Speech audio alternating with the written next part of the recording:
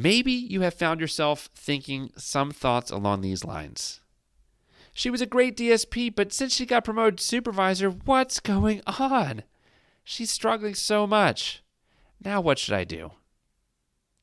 Hello, Difference Maker, and welcome to IDD Leader, the podcast that's all about helping IDD providers retain and grow their DSP workforce using behavioral science. I'm your host, Nate Beers. Today, we're going to try to answer that question, and I'm hoping that you leave this podcast with a few tools and tips to navigate that kind of situation. I can remember there was a situation where I was working as a behavior specialist at a house, and that house supervisor seemed like such a wonderful person, but was just not doing the kinds of things that a supervisor who is strong and who's engaging in best practices would be doing. And the results were very evident in the house. There was high turnover.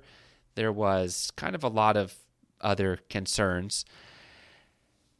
And I kept thinking, like, this is a good person for this field, but this is not the right spot for her.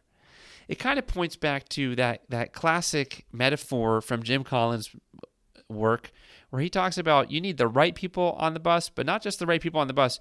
You need the right people in the right seats on the bus. And in that instance, and in this example that we're working with today, it sounds like you have the right person on your bus, but they're in the wrong spot. Well, the good news is the solution to that's actually pretty straightforward, which is she shouldn't be a supervisor, or she needs a lot more support and training. And maybe you guys are set up to be able to do that as an organization to get her what she needs. The thing is, this doesn't just happen at the supervisor level. This can happen at literally any level of an organization. Now, typically, there's a lot of vetting for folks that are going to be in any kind of a senior management or executive role. So usually it's a little bit less common there. In other words, it's not usually just stepping up into leadership that will get the wrong person in that spot, although sometimes it still does really happen. But no matter what level that it's happening at your organization, the most obvious answer is that person needs to be in a different capacity. That it's probably not a good fit. And I would say that if I would think of like the last, I would say 8 examples coming to my mind right now of individuals that I've seen or been part of where they were a supervisor but struggling, I think 1 out of those 8 has been able to rehab, if you will, and step up into the role in a way where she overcame those deficits and those challenges. But it took a tremendous amount of resource from those above her. For her sake, I'm really glad that she's grown and is in that spot. But it was costly for the leaders to take so much time and investment to try to basically help her build a bunch of skills that she never had. So I guess there you go. Boom. Podcast over, right? Problem solved. Get that person out of that spot, find another person and put them in that spot. Except really this issue kind of points to, I would say, 3 different other issues or 3 factors that lead into that. And it's worth talking about that for a couple minutes. Firstly is this whole issue of a leadership pipeline. Does your organization have one? Well, you probably kind of have some idea of what I'm meaning when I say that. Is there a system in place where you as an organization are looking for the next leaders? You're getting them in sort of a management or in a supervisor or training type of post or position or role, and then promoting from within. This helps tremendously avoid even the whole situation that I mentioned at the beginning there. You're much less likely to get folks that get promoted who shouldn't have gotten promoted when there's a leadership pipeline in place. It can look like a lot of different things. I don't think there's just a one singular approach that's going to work on this, but there should be some way that that folks can be identified and invited into increasing levels of responsibility and leadership before they're actually promoted. For example, You could have the part of it. Okay, let me back up. Every organization has this at some level in its structure, because you're going to have your DSPs or your frontline staff. Then you're going to have, sometimes there's a peer leader position that's in there, whether that's through using a credentialing process, or maybe it's just called lead DSP or different things like that. Then there'll be some kind of direct frontline supervisor. There'll be the person that's a manager, or maybe that title's assistant director that's above those. They could be called program specialists or supervisors, person above them, and then, of course, leadership higher than that.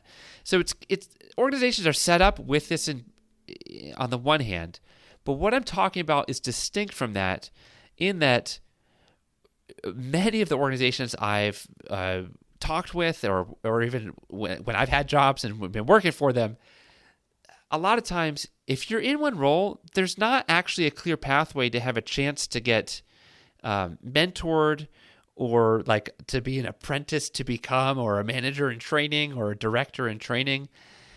And it's not so much that there needs to be it's not just how formalized that process is, but if there's zero process in place, then often when somebody leaves, especially if they leave unexpectedly, then there's no one to fill those shoes. And folks are kind of looking around at each other, trying to figure out, gosh, well, what should we do next? Some of this stuff, it's hard. You can't teach certain types of leadership to everybody. It's just not going to be a good fit. However, if you start to have even a once a month meeting for individuals that are, say, let's just say DSPs that want to someday be supervisors or want to explore that, you can have just kind of this smaller cohort that meets once a month, given a little bit more opportunities to grow or learn or be mentored. Or maybe it's even there positionally. If you have like a DSP 3 position, maybe just by the time someone gets in that position, they're automatically going to be enrolled in an ongoing training or ongoing support, and hopefully not just hearing information, because of course every bit of research points to hearing information does not translate into doing or to having the skills, but being given responsibilities to start to flex those muscles. Similarly, if someone is a great frontline supervisor, are you waiting to have the conversation until there's an actual manager that leaves, that they should, hopefully that awesome frontline supervisor will apply for and want to become a manager one day? I would strongly suggest don't wait. Start those conversations early. Have that as an ongoing part of the conversation with those that are being at supervision meetings, and as people are having their have career development built in, I guess is what I'm trying to say. And in so doing, it creates a leadership pipeline. All the strongest organizations do the vast majority of their hiring from within for any kind of leadership role. And there's a reason for that, because you basically get to vet people for a period of years to see what they're like under pressure, what they're like in all these different situations. And not just see what they're like, but to invest in them. And the smartest and best organizations, the ones that are truly thriving, they're taking the time and effort to do that. It's proactive work, but it's one of those situations where an ounce of prevention is worth a pound of cure. That putting in that once a month meeting or that once a month touch point, putting into place regular conversations about, well, what does it look like to grow your skills to be ready for when a position does open up at the next level? Those kinds of things, they take a little bit of time and effort, but the payoff is huge in the long run. So that's leadership pipeline in a very brief nutshell. Second issue that this situation points to is the whole question of, what's the training look like? Is there even behavior skills training happening? If someone does promote from DSP or from DSP 3 or from lead DSP up into a supervisor position, or if they're even hired from the outside and they just get hired into that role, what does not just the company onboarding look like? Are they being given behavior skills training? Behavior skills training has a few key components and a ton of research backing up its effectiveness at teaching people new skills. So here's what I mean by it. If someone comes into that role, are they getting trained on how to handle conflicts with people, on how to communicate uncomfortable, difficult conversations and be providing difficult feedback? Are they also getting ongoing training with the opportunity to practice and get feedback themselves on their performance of the skill of giving feedback? Okay, that was probably confusing. Let me break that one down. Let's suppose there's a new someone recently becomes a supervisor, and it's the time they just got their first new DSP that's working for them, and they've never actually led a DSP orientation before. They've never walked a new hire through that. Well, the strongest recommendation I would have would be to make sure that supervisor gets trained with someone who's highly proficient in it until they can show not just that they understand the information, because understanding the information is great, but actually being able to communicate it effectively, being able to ask enough questions to the new hire, being able to accurately assess the new hire's skill level, and so on and so forth. Those are crucial skills that often get overlooked. It's kind of like we just assume that. So we teach the technical sides of the job, such as making sure that they know everything about the meds software, making sure that they understand the petty cash system, making sure they understand, again, all these technical aspects of the job. Yes, those are important. But often overlooked is, are we training and making sure that our new supervisors are actually proficient at managing people? And that's a complex set of skills. It's not like, you're going to have a 30-minute training and practice once or twice and boom, you've got it. Obviously, it's kind of a lifelong journey to get good at people skills. However, they are so crucial. They're where the rubber meets the road, and they are the difference oftentimes between a successful supervisor and an unsuccessful supervisor, is how well can they manage the people that are reporting to them? What do they do when they've got 3 people trying to call off, or they have called off all on the same day? They're going to be short-staffed, and now they're dealing with a client situation here, and then one of those staff that called off is dealing with a major personal crisis. How do they handle those moments? And are they receiving the support and coaching and practice to be ready for when those moments come? Behavior skills training is showing somebody what to do, having them and modeling it, having them practice it, having them receive feedback, having them practice again, receive feedback again, until they can demonstrate the skill. Some of that happens more like in the lab or in the training area. Some of it needs to happen on the job with real experiences, like in real time. And that's where I strongly recommend having every new supervisor should have a mentor, not just a supervisor, but a mentor who's walking them through those kinds of situations and can provide the feedback for how they're doing and how it went, and not just like leave them out there to figure it out on their own. So, behavior skills training, hugely helpful at every level of an organization. That is how the most effective way for folks to learn new skills. Thirdly, and lastly is the third one here, feedback and setting up the right contingencies.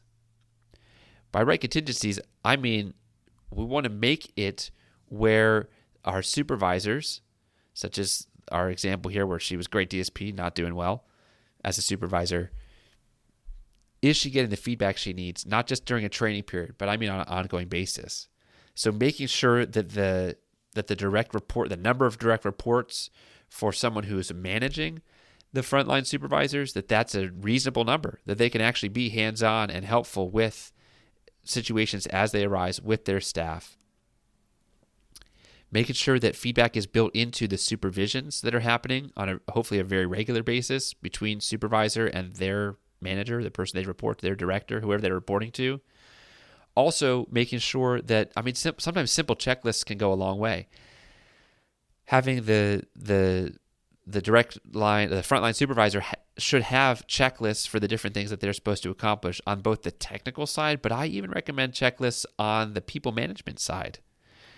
Like making sure that they have a system in place for following through with getting the DSPs, resolving issues that come up with the DSPs. So if the DSP is locked out of their email system, you probably have your IT department that's going to help handle that. But then a supervisor should be able to have a checklist or a spot that they're checking on a regular basis so they can make sure, hey, did you hear back from IT? Can you get back into your email? Is everything working with this? You want to make sure that there are systems in place to help set them up. And so when I'm saying feedback, I'm not just talking about telling someone how they're doing. Yes, that's a form of feedback, but I also mean you can set it up in the environment. Visual feedback would be having that checklist just sitting there by their desk, or having certain reminders that go off, or emails that are automated that go out every, at certain increments. Another form of setting up the feedback and of setting up the right contingencies can be making sure that your frontline staff have rewards or have incentives for different benchmarks of success, making sure that their KPIs not just are good on paper, but that they're good in practice. And that way it helps keep the motivation there. If you're experiencing a trouble or a challenge, with someone that's in a supervisor role, there are other tools that can help as well, such as the PDCHS, which is oh my goodness, I completely blanked on what that's called right now. We probably should edit that out. We will see what we end up doing on that one. But it's the Performance Diagnostic Checklist, Human Services Edition. My apologies on the mix-up. But yeah, having the Performance Diagnostic Checklist really can start to help if there's any kind of performance issue, identify what's going on. Is this an issue of training, like they don't know how to do it? Or is this an issue of they're not motivated to do it? I don't mean as a person. I mean, we haven't set things up for them to do it. Like, for example, if you're supposed to fill out a paper that no one ever checks, and you're supposed to be filling this out, once a month, but they gets checked, once a year or less, it's just real easy to let things like that fall through the cracks when there's so many more pressing and immediate things. And so we might need to just there needs to be accountability that sets into place. When is that getting done? Who's being told, or who's checking on it? And so the PDC can help identify, is this something like they didn't even know how to fill out that form properly? Or, we have zero accountability except the once a year audit, and then all of a sudden we're panicking because all this stuff is left undone. Well, then we need to build in more systems to create what I'm calling the right contingencies. Like, if this, then this. So if you accomplish this good task, then, hey, these good things happen. Or if you accomplish the right task, then, hey, these other negative things don't happen. And that would help to keep people focused, and it helps set people up for success. It also is a way of defining what success looks like, which is a huge part of the job for leadership, to make sure that the frontline supervisors, that make sure managers, even director level, defining success. What does success look like? When everyone has the same answer, if everyone on the team has the same answer to that, then we're doing something right. So that pretty much summarizes that third issue, which is, do we have the right feedback? Have we set up the right contingencies in place to ensure that our frontline supervisors and our other leaders are doing their best work and are set up to do their best work? Well, there you go. If I were to give you one action step that you could take from today, I would say pick one of those three: the leadership pipeline, behavior skills training for all supervisors and leaders, and then thirdly, feedback, setting up the right contingencies. Take one of those three that stuck out to you as needing to get addressed, and then boom, take 15 minutes on your phone, on your computer, and start to just brainstorm. Just take 15 minutes of brainstorming. And at the end of those 15 minutes of brainstorming, give yourself one action step of how you can start to activate that, or start to get that leadership pipeline going, or start to look at the feedback that needs to happen. Go look up and download the Performance Diagnostic Checklist Human Services Edition. Take an action step like that, and you'll be well on your way to helping make sure that you are never in that situation again where, man, they were a great DSP, but now that they're supervisor, or they were a good supervisor, but now that they're in a management role, things are not going well. Well, you can avoid that forever in the future. Woohoo! All right. If you found this episode helpful, I would love it if you do me a favor. Would you hit the share button and send it to a colleague of yours or a friend? Let them know that it was helpful to you and that you think it'd be helpful to them. I know for me, I love it when colleagues have shared resources that are great, and I'm sure that your colleague would be thankful to you if you shared it with them. Until next time, here's to you, difference maker. Keep up the amazing work.